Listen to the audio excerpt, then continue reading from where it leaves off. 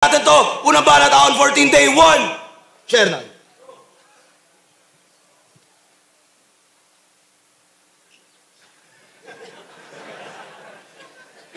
Huwag kakabahan, bata. Tandaan mo, kakampi ang pulis, hindi kalaban. Ha?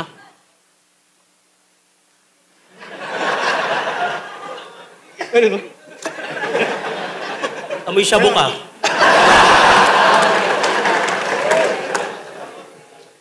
Ito ay laban sa pagitan ng dalawang may walang kwentang laban nung nakaraan. Isang humalik ng tatay at isang hindi pinaghandaan. Eto pala si Mr. Isabuhay Champion eh. Day 1, finals. Day 2, versus Looney. Ano nangyari sa gusto mo? Nasa day 1 ka lang tapos tinapat ka sa namumuti yung balat? Vertigo, sumakit ba ulo mo? Share na lang? Nilaban sa'yo? Napakamot ka? Ako lang? Bakit? Mas mataas ka ba sa aking hayop ka? Eh wala ka nga sa kalingkingan ng mga Jordan shoes ko? Hansel Diyos ko? Hiyang-hiya na nga mga million views mo sa mga million views ko. Mr. 2 days prep. Porket 2 beses ka lang matulog sa isang buwan, akala mo 2 days ka lang nagsulat. Tanggalan ng karapatan to. Isang buwan ng preparasyon natin, sinasabi mo lang na 2 days ka nagsulat para pagtakpan ng katamaran mo. Tapos magdadrama ka sa round 3. Lahat ng laban mo, gano'n, naaalala mo pa ba? Madalas pa mag-choke. Eh, ibigay mo kay Charo Santos siyang sulat mo nang maalaala mo kaya. Probinsyanong overrated! Bisayang soft-hearted na aping-ape sa pagiging Bisaya. Kahit mga Bisaya kami, kayang-kaya namin makipagsabayan sa taga-Maynila. Nagagalit kayo pag nilalait ang lingwahe nyo? Respeto, gusto at laging binibida. Kayong dalawa ni Sixth Street, walang ginagawa ang XB. Gusto lang gumawa ng kanta pero lagi nyong tinitira. Kaya wala kang pinagkaiba. Huwag ka mag-demand, gago, ang sagwa mo. Ang sarap lang sampalin na kung ayaw mong gawin sa'yo, huwag mong gawin sa kapwa mo, tarantado. Nung laban namin ni Sixth Street, meron akong nasilip. Etong putang inan to. O ay mag-react sa gilid. Tamang shit si Abno. Mapapansin nyo kada hirit. Umiiling ng ganto. Panay react sa gilid. Kasi may sakit sa bato. Ano? Sino sumulat sa akin? Hulaan mo. Hindi ko sasabihin ako, pag-isipan mo. Ang kulit eh, no? Ang taas ng views ko sa flip-top dahil sa mga battle na may topic at mga mabababaw na sulat. Kaya tingin nyo, sa walang temang laban, hindi ko na kayang makasugat. Isang parte lang yun ng pagkatao ko na malaya akong nagamit. Dahil kung tutulad ako sa estilo nyo, malamang yung patutunguhan ko, wala rin. Pero kung sa bara, kilala mo ko. Pati ng kaibigan mong matalik. Nakakalimutan nyo atang isa ako sa pumaslang kay Balakid. Kaya luhod sak maestro. Wala akong pake kung sa'yo guro ang tingin nilang lahat. Dahil ako yung estudyanteng nagawang pasakitin yung ulo ng teacher ko sa math. Si Sir Alarcon at si Ma'am Basian. Saksi sila kung gaano ako katarantado pero binibasic ko lang yung x squared plus y squared equals question mark. Algebra, arithmetic, geometry, lahat yan naipasa ko dahil kung hindi, bigla ako nananaksa. Kaya ipakita mo kung sino ka. Taas noo, dapat full of confidence. Di ba nayayabang mo kaya mong bumati ng English pa sa round 2? Let's go to English conference. Parang kasalanan ko ba kung successful ako Natural, ipagmamalaki ko yung doon ako lamang Tanginan to, lamang ka sa bars, ipagyabang mo yun. Tanginan to. Marami akong pera Alang ibaba ko sarili ko. Tanginan to. Alam mo yung mga pinagsasabi mo, napaka-generic. Pwede mong sabihin sa iba yan. Putang ina ka. Sumuril talking kita. Di ba nung sa Davao, kayong dalawa ni Benji, may babae kayong kasama? O bakit hindi? Benji, hindi! Di ba tinulungan nyo yung lola tumawid ng kalsada? Oh, guilty! Guilty! Bait-bait nyo nga Buti tinulungan nyo yung lola, no?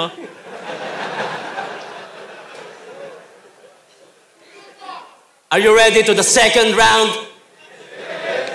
Let's go. Let's go, motherfucker. Hey, Sak. Suck my dick. In any of your battle, you always say the words that no connect on your opponent. Saying this, saying that, for what? Do you really learn after your enrollment? Telling names, to make bars, but definitely, that was generic. Pathetic, poetic. It will make sense if you give this. Jean and Eric. Who's Eric here? Eric, you? You want this gin? Okay, buy your own. Do you have Grab on your phone? Okay, grab your phone. Order it, motherfucker. Don't be like Sak Maestro, easily gets what he wants by asking other. The reason why there's so many lazy Filipino because of working problem. English and Bisaya, that was your advantage. If that's true in sa buhay, why you not in advanced stage? For God's sake, on that age, do you really think your language is powerful? Look at your fucking self. You have a long hair just like a flower girl. You always Mindanao. Mindanao. How about Luzon? Visayas. Fucking selfish. You focusing on your country but you are going here in Manila just to selfish. English, listen. Danggit, dried puset. You are traveling all over the Philippines and I am one of the witness. And because of that, don't tell us to mind now. Mind your own business. Fucking pervert. Dick sucker. Ass leaker. Man-to-man lover, battle MC. Masturbating while drinking coffee in the middle of the sunset. Come on, let them see who you really are. You covering yourself by being rapper, but deep inside, you were feminine. Addict in medicine. You want square? Let's go to medicine. Your dream is to have Mercado, just like Jenilyn. Mercado, market, selling fish, Jenilyn Mercado. What the fuck? Basic bars, part of my everyday routine, you know. Anyway, you're just a piece of shit melting on my stomach, joining on my food trip here in Flip Top. If my birthday is today, I will not choose you if I'm going to gift shop. Why? Because you're not special. You don't have red on your forehead. Look at the mirror. If your name is Badang, I will hold your hands. Stop holding the minor. Because minor is important. They are mining the gold. Don't stop there. Just like Enigma, 14 years digging in underground hip-hop and he found gem. All of us, we are flip-top MCs, rich in talent and reaching our goal. I got mine, and if you don't got yours, that's your fault. Fucking English conference. I have wrong grammar, but I know you understand what I'm saying. Yeah? Eh kung naintindihan yung English ko, pare-parehas tayong eng-eng. Bumaba na ako sa level mo. Lakasan mo yung bit-bit mo. Tapos na ako magpatawa, kaya sa round 3, tataga mo yung dibdib mo. Pagpahinga ako dun Binulsa daw yung mga hurado na nanghusga. Sino mga hurado dito? Kasya ka ba? Kasya ba, tol? Hurado nanghusga, binulsa? Tangina mo, makapag-bars ka lang. Ang inan to. Eh ano naman kung pinagmamalaki kong may pera ako? Pag mayaman, hindi pinagyayabang yung pera. Eh di bobo si Chavit Singson. Bobo siya. Tangina na ito, puta. Wag na, ayoko na. Galit na ako sa tampo na lang ako. Porque tumakbo ako sa politika. Aangguluhan mo ako ng in general, lahat na masama. Hindi na para sa akin yun eh. Kasubo ka kasi. Game? Balita ako, sasali ka sa PSP. Kasi malaki yung premyo na kukuhain. Ha?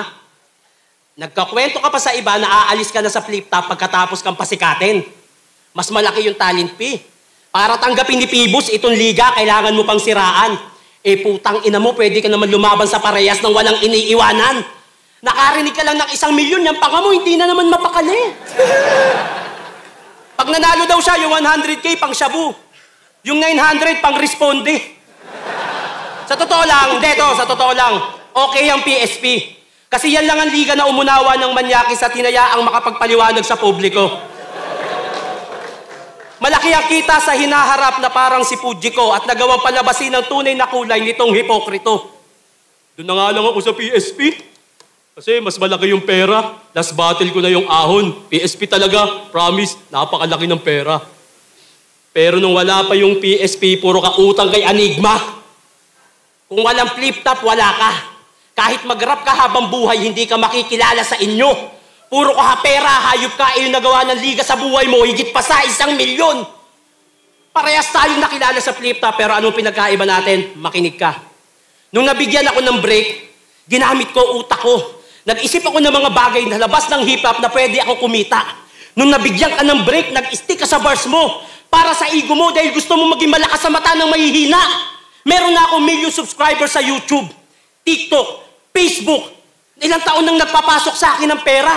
Ikaw, nag-stick ka pa rin sa Sak Maestro kahit di naman umaandar ang iyong karera. Naging artista sa probinsyano. Ngayon, batang Quiapo, nakarating pa ng iba't ibang bansa. Ikaw, Pilipinas lang, puro rap battle pa gamit iba't ibang paksa. Hindi ka nag-ipon, hindi ka dumiskarte. Tapos magtataka ka kung bakit walang-wala kayo. Unti-unti ko nang natutupad mga pangarap ko habang ilang taon na ang nawawala sa'yo. Lahat tayo dadating sa pagre-retiro. Pag dumating yon, tapos na ang karir. Aasenso ka gamit ang flip-top o matutulad ka sa nangyari kay Kahir. Ilang taon na lang tayo sa eksenang tosak. Alam ko masasaktan ka sa susunod na linya ko. Malalaos kang hindi man lang nakapagpundar para sa pamilya mo. Kaya sa'yo na yung bars. Isaksak mo sa baga mo. Wala akong plano gayahin ka pati estado ng buhay mo. Puro shabu at lyricismo para bumenta tong tanga. Pinagtatakpan na lang ng bars mo yung pagiging walang kwenta mong ama. Di mo ako mapapabagsak ng mga imbento na issue. Lumalaban ako ng patas sa buhay mo, hindi peaceful. Ako may natural na talino, ikaw kailangan pa ng bisyo. At kaya ka lang nandyan kasi natatakot si Sinyo. Bakit Sinyo, hindi? Nasaan ka? Kung di ka natatakot, ba't di ka lumalaban? O bakit? Nasa top 5 most viewed ka? Nasa top 5 din ako. Magaling ka. Magaling din ako. Successful ka, tol. Successful din ako. May itsura ka?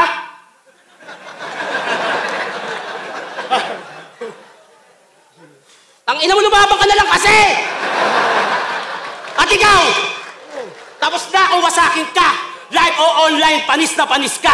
Alam ko masama loob mo, pero makikipagkamay ka pa rin sa akin kahit inis na inis ka. Suck my dick and baril ka ng bang!